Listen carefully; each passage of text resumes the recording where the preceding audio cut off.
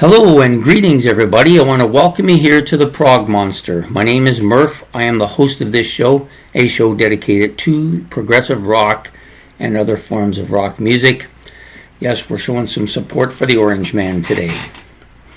Anyways, this is day number 6 of my 30 favorite rock album drummers.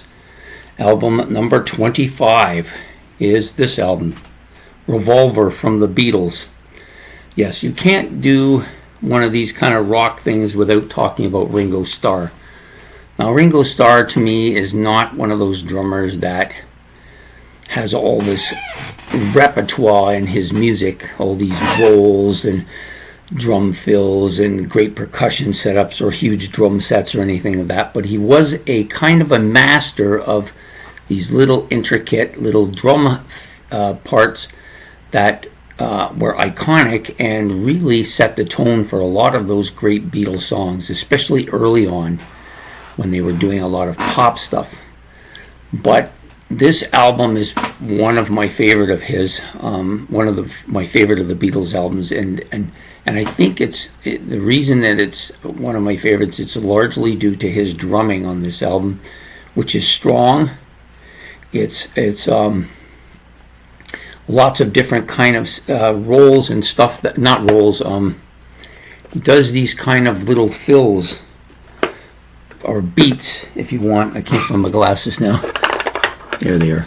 He does these kind of beats that really back a lot of the tracks on this album. The one that comes to mind is my favorite track, which is the last track, Tomorrow Never Knows. Yes, just a heavy beat here, really cementing this particular track to be one of my favorite of all times by the Beatles, and it's largely due to that drum part that he does on that particular track. And you know, little bits and pieces throughout this entire album, him adding stuff that give the rest of the songs a strength to deal from the bass, right? It's just such a good kind of rhythm drum player, I should say, if you like that kind of thing. But he has these iconic little bits that he does all the time. I can see why a lot of drummers took to him fairly early, because when you're starting out in music, you want to be able to play something on the drums that really get you going right away. And a lot of his stuff, if you watch, he was really good at inventing these little drum bits so other people could use them to start their own career off. And definitely one of the most influential drummers of all time. I know a lot of people used to rag on him all the time about how he wasn't that great. And there was even a quote once saying that he was the third best drummer in the Beatles.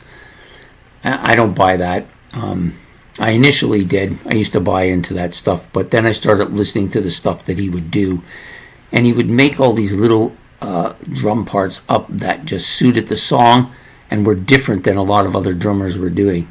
Another drummer like that is, of course, from the Rolling Stones, Charlie Watts. I see a lot of similarity between their styles. I just think that Ringo Starr really captured that essence of what drumming was supposed to be, especially in the early 60s. And even though this album's a little bit later in their discography, it has a lot of those real catchy kind of drum beats on it. Ones that I've come to appreciate quite a bit. And this is probably the album that kind of made me change my mind about him. So Revolver from the Beatles is the album we've chosen for today. So this is day number 7, but this is, I'm wrong. This is day number 6, album number 25 of my 30 favorite rock album drummers. So I hope, drum albums, I mean. So I hope that you've enjoyed this episode. Please hit the like and subscribe and the notification bell above my head.